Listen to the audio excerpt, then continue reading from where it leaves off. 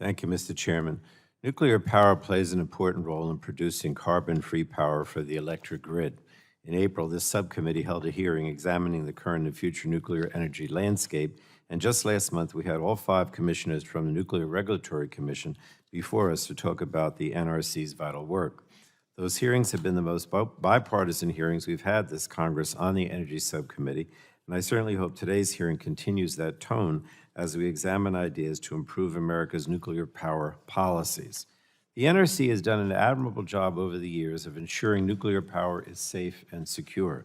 We must now find ways to make the NRC's work more efficient without compromising on the high safety standards that it has held for itself and the nuclear industry as well.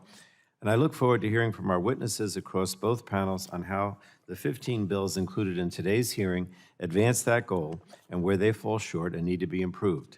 I think there are some good bills before us today, while some need improvement. And I'm hopeful that we can work together on these bills so we can enable the NRC to safely and efficiently license our nation's nuclear reactors for the future. I want to briefly highlight a few of the bills. I'm particularly interested in Ranking Member DeGette's bill, the Strengthening the NRC Workforce Act, which would allow the NRC to enjoy the alternative compensation authority we granted to FERC back in the Bipartisan Energy Act of 2020, as well as direct hire authority. This would allow the NRC to attract and retain talent and expertise, something that will be critical as we ask it to license advanced reactors. And then there's Representative Levin's bill, the NRC Office of Public Engagement and Participation Act. It would create an Office of Public Engagement and Participation at the NRC, modeled off FERC's Office of Public Participation. Last month in our hearing with the NRC commissioners, I asked Chairman Hansen about the concept, and he indicated that he would be supportive of it. The purpose of an Office of Public Engagement and Participation would be to demystify the NRC and increase the ability of communities impacted by its decision to access its proceedings. And I look forward to getting feedback on this bill today, and I'm working with the majority to find a way forward on it. I'd also like to mention the discussion draft based on Representative Latta's bill, the Nuclear Fuel Security Act. I support this bill so much that I offered it as an amendment during subcommittee and full committee markups of H.R. 1042, and I'm pleased to see that it has been included in this hearing with relatively few changes. I hope my Republican colleagues have reconsidered voting no on it twice. Nuclear fuel security is a vitally important issue, but we can't just ban Russian uranium without ensuring that there will be an American supply chain to replace it. While I support all 3 of these bills, there are some bills I have concerns with and would like to see changes to. The Nuclear Advisory Committee Reform Act would potentially diminish the Advisory Committee on Reactor Safeguards by only requiring the committee to weigh in when requested by the NRC.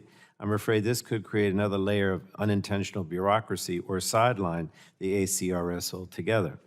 The Efficient Nuclear Licensing Hearings Act would remove the requirement that NRC hold hearings on new reactors, which could diminish public confidence that the NRC is holding nuclear power plants to a sufficient level of scrutiny.